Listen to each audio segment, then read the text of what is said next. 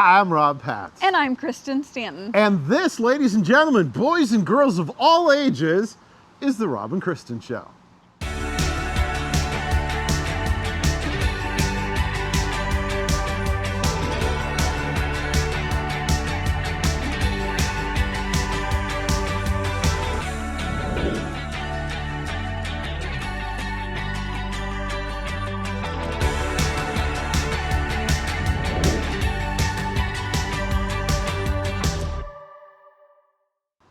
So what did you think? Did you like my opening? That was new. It was new because otherwise they all sound alike if you watch the show. So we are excited to be here, getting a chance to be outside one last time before we freeze to death. Oh, but it's getting a little cold out here. This is going to be probably the last time for season 4 that you will see us outside. Probably. You may see us late spring. I don't know, maybe we should start talking about summer to kind of get us thinking about warm weather. Oh, I like that idea. Like summer vacation, somewhere where I'm on a lazy river somewhere. I or like a beach. that. Oh, well, we're talking about that, and you should too. Why don't you share with us where you're planning to go next year for your summer vacation? We do something neat with our family, and that is we all travel together. Right, everybody except for one of my brothers, we all go on vacation together, and I don't know, I think maybe Hawaii might be, at least it's on the table. Not saying it's a done thing, but it's on the table. You practicing your little... I am. I want to go to a luau and do my dance. Wouldn't that be fun? Maybe have fire. If you do that, then I'm going to make sure I get it on film. We will definitely take us with you when we go. If we go to Hawaii or wherever we go, we always give you a glimpse into what we're doing. But we do. We want you to share with us where you're going. Super easy. You can find us on the app and send us a picture of where you're going or where you've been this year, and then tell us. Or you can find us on social media. We're all over the place on every platform. And you know, one of the things that we learned about our interview today is that when she was a kid, they used to sit out and plan their family vacations, and they stumbled onto a place called Jekyll Island, Georgia. Now, I was at Jekyll Island once when I was a kid, but for her family, they absolutely loved it, kind of the way we love Mackinac. Well, the way we love Mackinac. Jekyll Island's a good place. It's another one. Tybee, all those places down there are a lot of fun. We, of course, went to Savannah this year, and that was fun. It's not an island, but I just thought I'd throw that in there. You know, Georgia. I always feel like that kid that has to add something. So I went with, hey, this is where I went this year. Well, you had the right state, you know, yes, Jekyll Island, Tybee Island, nice Savannah. See, that's what you marry a woman who will save you in the middle of an open. Well, we had a really great time sitting down and talking with our guest today, and that is author Irene Hannon. You know what, Kristen? I have this idea. I think that I should come up with a new opening for these segments, and I, for the life of me, have nothing. I have. If there's a library song or a book song, I should get that. Maybe that would help. But of course, by now, you know, when we do these segments, we call them the big head segments, that we are getting a chance to talk usually with an author or some speaker or something like that. And we're so excited to have them as part of our show. And you can always tell it's an author because Kristen is really smiling, which she is today.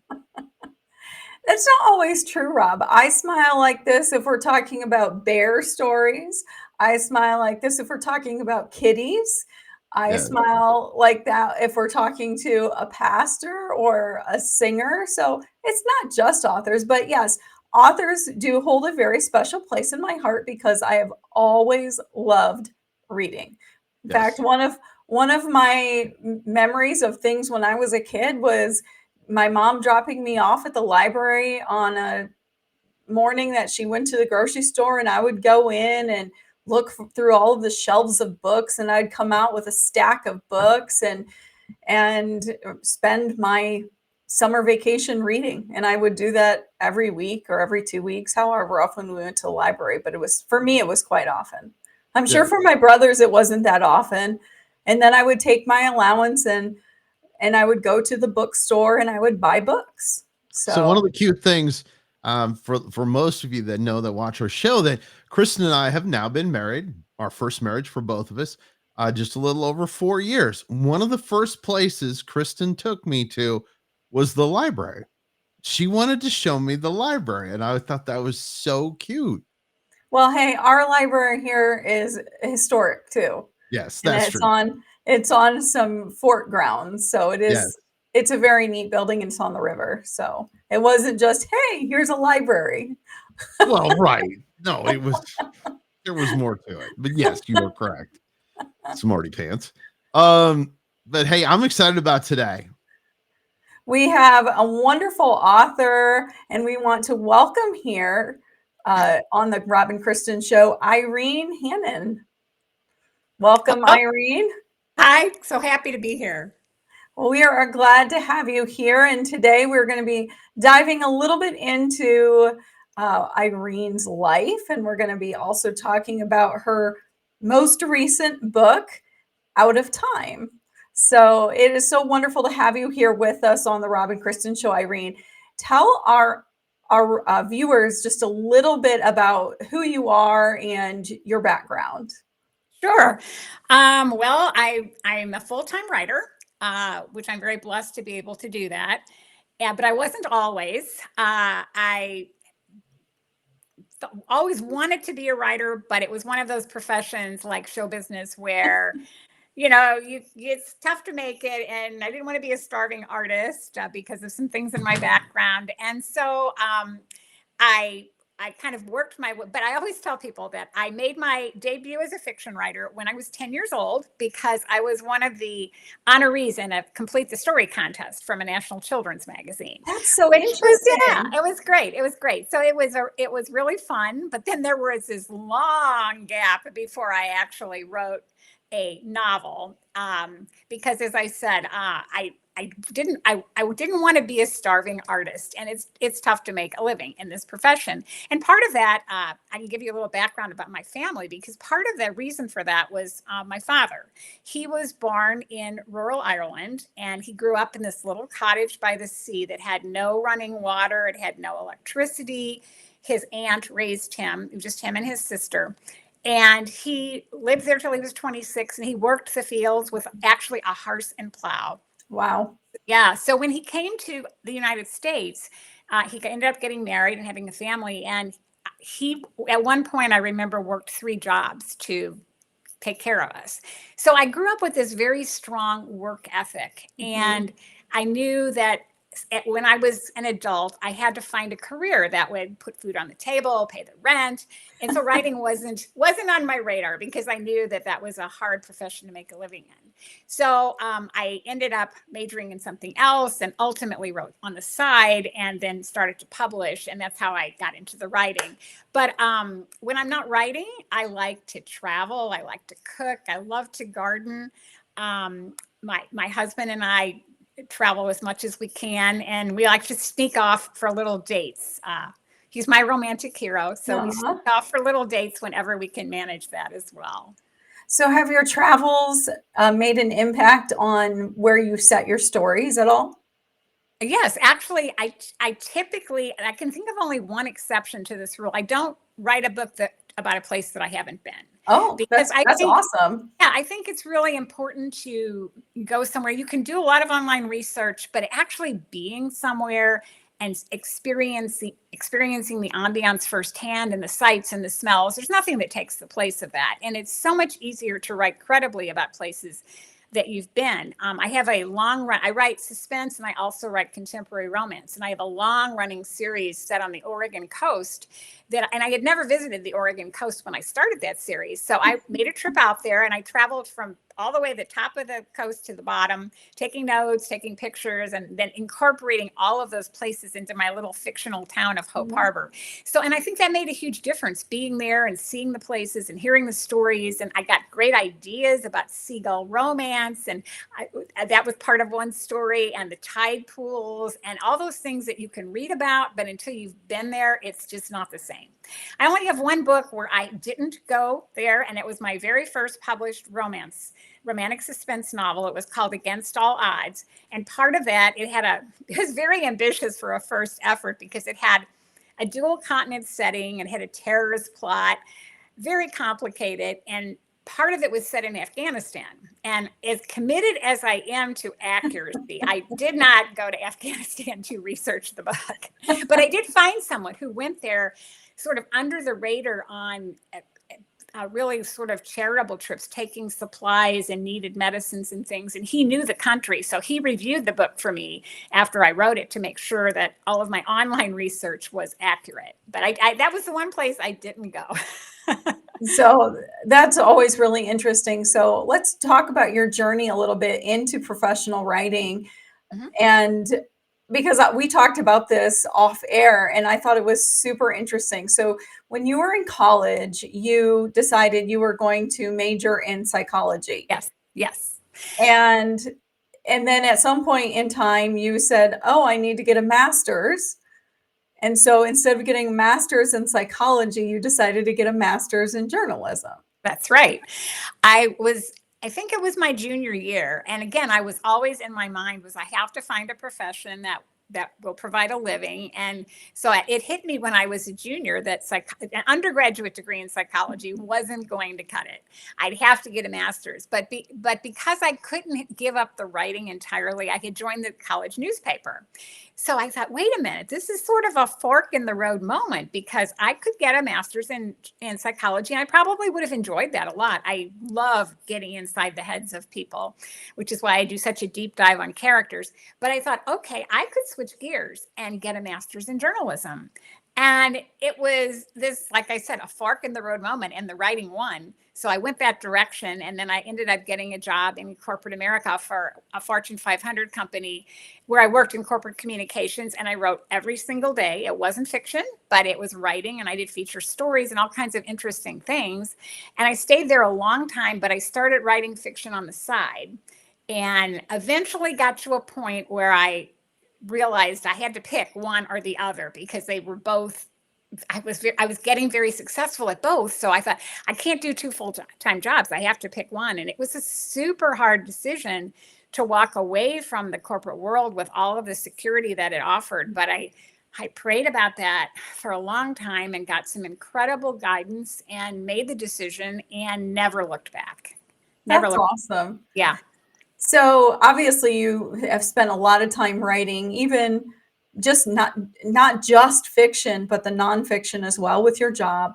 Mm-hmm. So tell me, is the psychology, do you use that? Do you use your knowledge and experience in that in building your characters, especially in these suspense novels? Yes, I think so, for sure, because I think that's what drew me to psychology was that I've always had this great interest in what makes people tick. And I loved all of the classes that I took. It was fascinating to me to read about all the different personality types and what makes people do what they do. So I think when I write a book, all of that is in the back of my mind. And in addition to that, just observing people. I love to watch people. I love to try to figure out why do they do what they do? What are they doing? What is their thought process? And so that's why in my books, I do take readers into the heads of multiple characters, including the villain, because I want the reader to know more about what the villain is thinking than the hero and heroine of the book do. And a lot of people some writers talk about the setting being almost like a character in their books. And the interesting thing is, other than my Hope Harbor series, when I write suspense, they could almost be set anywhere because they're more psychological suspense than they are heavy action on every page. But the landscape of the mind can be a very scary place, more than hanging off a cliff or a gun battle. I mean, oh man, if you have a scary enough villain, that can be a scary place to be. So yeah. So tell us about the characters in your new book, Out of Time. So tell the characters who they are, why you developed them the way that you did, and just, I mean, tell us a little bit about the plot. Okay. So Out of Time is the third book in my Undaunted Courage series, but I always tell readers, whether they're watching here or just listening, all of my books can be read as a standalone novel. You don't have to read all of them. You don't have to read them in order, because every story begins and ends in that book. But there is some linking element. And in this case, with this series, the three different characters who are featured, one in each book, they're foster siblings. They were adopted by the same couple when they were children. So that's the link. So you see the other two making sort of cameo appearances in the book, but the book is focused on one character. So in this case, it's Kara Tucker. She's the youngest of the siblings, and she's a historical anthropologist, which I've never written a character like that before. And she is a college professor. But when the book starts, she is starting a sabbatical. And it's a very unique opportunity because has found this older woman who lives on this remote estate deep in rural Missouri, who has a century-old journal that's written in a dying language. And the language is real. It truly exists. It is dying. And so this woman has the only known written record of this language, and it's written in that language, and she speaks it. So my character says, what a great opportunity to get some insights into that era of history from a primary source. And this woman agrees to translate it for her. She can come and stay with her for the sabbatical, and she'll translate it because she wanted to do that anyway. And so that's what brings her to this isolated estate. Well, almost as soon as she gets there, some unusual things begin to happen, and they accelerate, which brings our heroine, who's the sheriff of the area. And it quickly becomes clear that someone doesn't want her to do this job. And it becomes more and more dangerous as the story progresses. So they have to figure out who is behind this and why before something deadly happens. So that's the gist of the story. And the two I have a whole interesting cast of characters in this book. In addition to the hero and heroine, she has some definite challenges, and she's had some definite challenges in her life. One of them is a physical challenge. The sheriff is still trying to get over a tragedy in his life. So they're dealing with those issues in addition to what they're trying to deal with here on this isolated estate.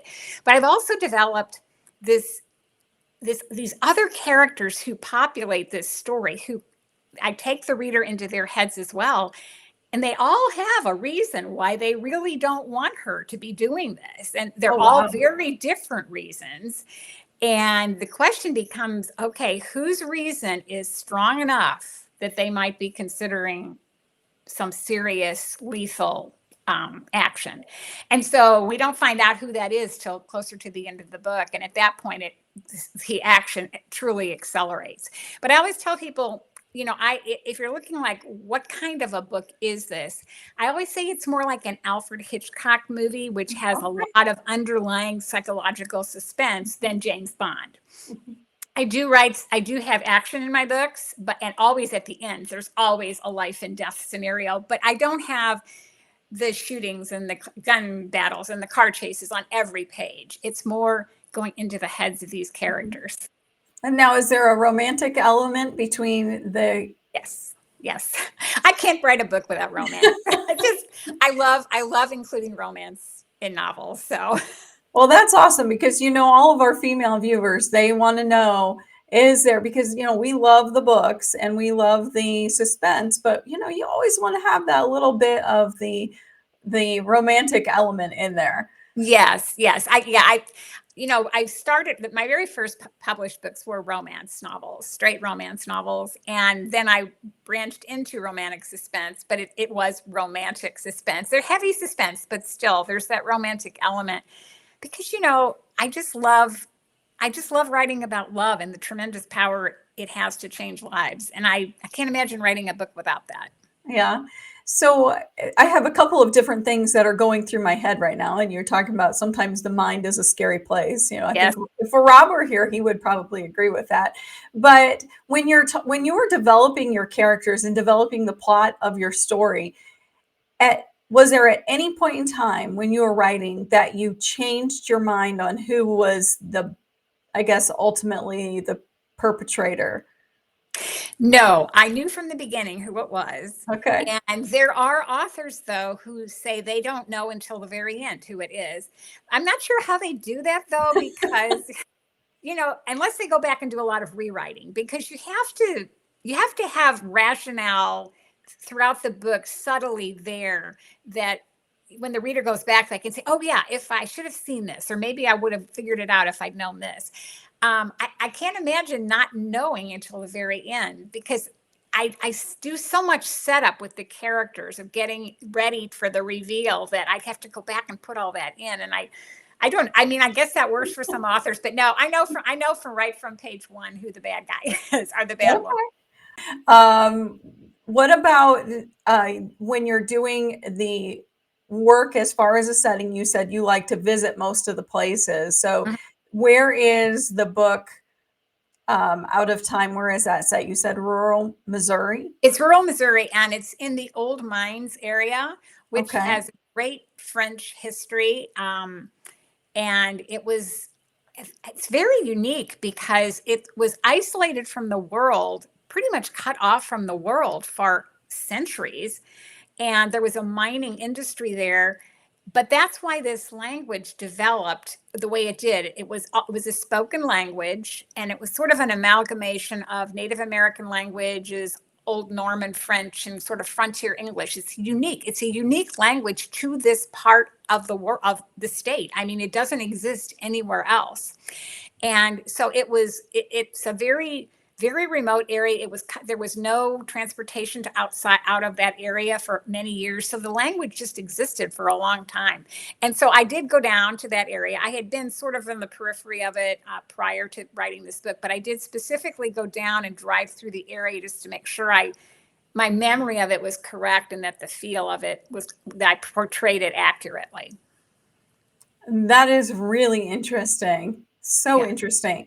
So, oh, there's Rob. So before Rob, well, no, he's got that look on his face. I was going to ask another question, but no, you go ahead and ask, and I'll just sit here. No, you ask your question. You have that look on your face. So Irene, whenever Rob gets that look on his face, that means that he's got something in his head that he thinks is really funny. Okay. So here's my question for you. Okay. Because you do write the suspense and all of that kind of stuff. If you were, let's say, trapped in a building and you needed one of the characters from any of your books to help you get out, who would it be? Oh, that's a good question. That's why they only give me one. Well, I would say that almost any of my law enforcement characters would be good. But I would probably say the hero in my very first suspense novel, which was Against All Odds, he was a member of the FBI hostage rescue team. And those guys are the elite fighting force in the United States. They're not military, they're civilian, but they're FBI. I would say he would be his name was Coop, and I would say he would be a pretty good guy to have around if you were in that kind of situation. So my question is not book related, but it is travel related. So where is your favorite place in the United States to visit? Ooh, just in the United States. I love all the places that I have been. We made I love the Oregon coast because I have that series set there that has been phenomenally, we're on book 12 right now. So it's just been phenomenally received. And that's a beautiful part of the world. I love to hike in the Southwest. My husband and I took an anniversary trip last year to Utah. We did all of the big parks there, Zion and Bryce and all the parks. That was amazing. I've hiked in Sedona, the Red Rock area. So I can't say there's one place I haven't loved. I've been to Maine, an isolated island on Maine where we hiked too. If I can hike somewhere and be out in nature and away from the city and the civilization and the crowds, I will be happy. So I can't pick one. I can't pick one favorite place. They're all different, aren't they? I mean, They are. we were just at Zion this past summer. A couple of years ago, we were in Park City. We've been to Sedona. Rob's from Seattle. I have not been to the Oregon coast, but he's from Seattle, so he's been there. But I've got to say that if you love to hike and you love to just be out in nature, go to Mackinac Island and hike the perimeter of the island. I have done that. So Yes. I've done that. 8.2 miles. That 8.2 is- miles, and I've done it. It's beautiful. I haven't done the whole 8.2 miles, but I've hiked a part of the perimeter. That is gorgeous. Yeah, we were talking before we went on air a little bit about Mackinac Island, and also I mentioned one of the favorite places that my family had liked growing up was Jekyll Island in Georgia. Yes. And that we made, my mom and dad had this little travel trailer. We couldn't afford big vacations. I mean, he was a blue collar worker, and we just, but my mom worked so hard before the age of the internet, planning these trips. I can remember she would write to all of the tourism bureaus and collect all the material. And she'd sit we had a picnic table in our backyard, and she'd sit there for hours plotting out the trip. So one year she found Jekyll Island. And we went there and we loved it. We went back probably 3 times total when I was a child. But as I was telling you before we went on air, a few years ago, both of my parents were still with us. It was in their later years, but we took a family trip, my husband and I and my brother and wife and their 2 girls. And we went back to Jekyll Island. And there's always a risk when you do that because so many places don't stay the same. Right. And we just didn't know what to expect, but it was exactly the same. It was uncommercialized, no stoplights, quiet. It was a wonderful trip. So in my mind, I always think of Jekyll Island when I think of childhood vacations and favorite places, because that was definitely a favorite. That sounds so much fun. Family vacations are the best, I think. They are. They really are. Hey, thanks so much for being with us today on the Rob and Kristen Show. It was my pleasure. Thanks for having me. I always love to see the sparkle in Kristen's eyes when we get the chance to interview authors, and another super interesting interview this week on the show. And hey, with Christmas coming up, you should have some really great ideas for books to buy for your favorite reader in your family. So Out of Time by Irene Hannon. Ooh. Hey, listen though. You know what gets a sparkle in my eye? You know what I love? Coffee. Well, coffee and food. Because it is right around the corner for Thanksgiving. And you know what? I did a study on this for a show I do called The Morning Break on the network. And it was super cool to get a chance to do kind of a countdown of 5 things that people love and look forward to at Thanksgiving. You know what they are? Well, guess what the number 1 is? Football. No, it's food related. Food, okay. Football was number 7, but yes. Stuffing. No, number 1 was turkey. Okay. Number 2, mashed potatoes. Number 3 was stuffing. So you were close. You were close. I'm surprised that stuffing was number 3, midway through. Me too, because to be honest with you, I could just have gravy and stuffing, and that would. My wife laughs at that because first year, quick story before we have to go, guys. So first year we got married, Kristen made Thanksgiving, and it was really good. But she looked at me so strange when I went back for, I think it was 5th or 6th. It wasn't seconds, that's for sure.